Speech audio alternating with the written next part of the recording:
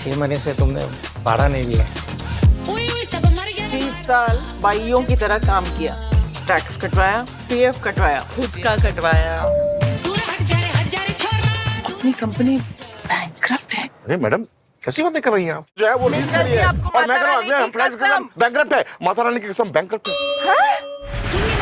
राजवंशी जी,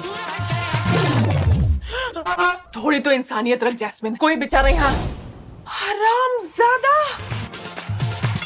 रख ले। तेरा दिमाग खराब हो गया। पकड़ी गई ना तो प्लेन छोड़ एयरपोर्ट नहीं घुसने देंगे।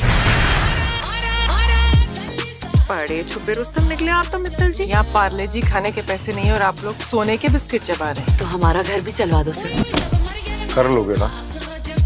आज हम ना अमीरों के जैसे जीने वाले।